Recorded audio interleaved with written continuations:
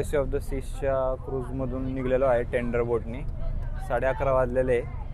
आपल्याला ही टेंडर बोट त्या पोर्टपर्यंत नेणार आहे आणि त्या पोर्टमधून आपण कुठेतरी रेंटल कार करून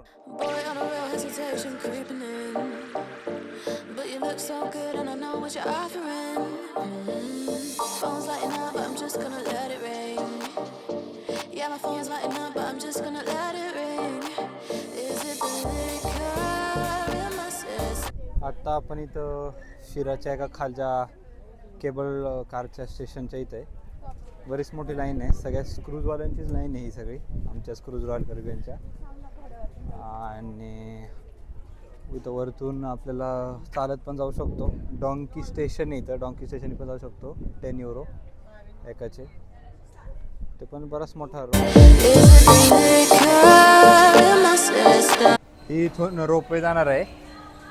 सगळे लोक आता इथं पर पर्सन आपल्याला एक 17 युरोचं प्राईस पडलेलं आहे इथून जायचं. एकाचं 17 युरो आहे आणि आपण आता इथून काय 5 मिनिट्सची राईड असेल आपण मग वर पोचूया.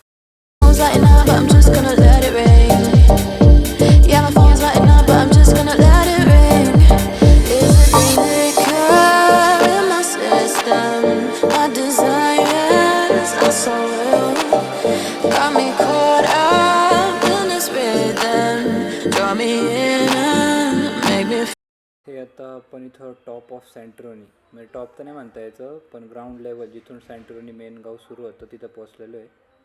5 मिनिट्स लागले वर यायला. एकदम अमेझिंग इथं मार्केट सुरू होतो हा सगळा सँटरोनीचा. आपण बघू शकतो बरीच गर्दी आहे साईडला, कारण की बरेच लोक क्रूजचेच उतरलेले असतात. 2-3 क्रूज अजून आलेले आहे.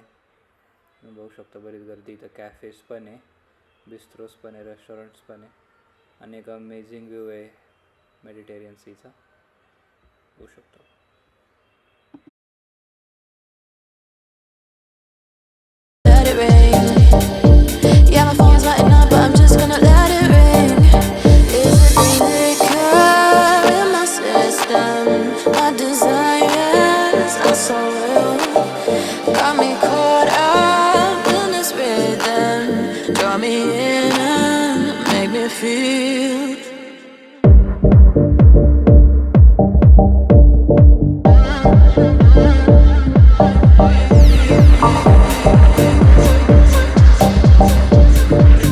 आता आपण इथं ग्रीसच्या जे मेन ब्लू टाऊन असतं, ब्लू नोट टाऊन, तिथं आहे आपण.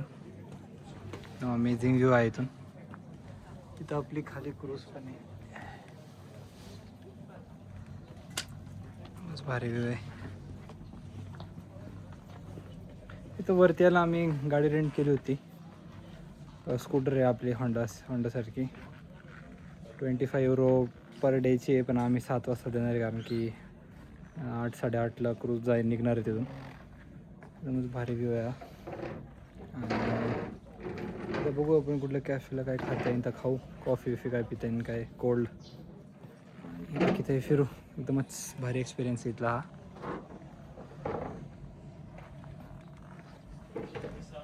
लांबपर्यंत ब्लू वॉटर आणि असे सँटरोनीचे घर.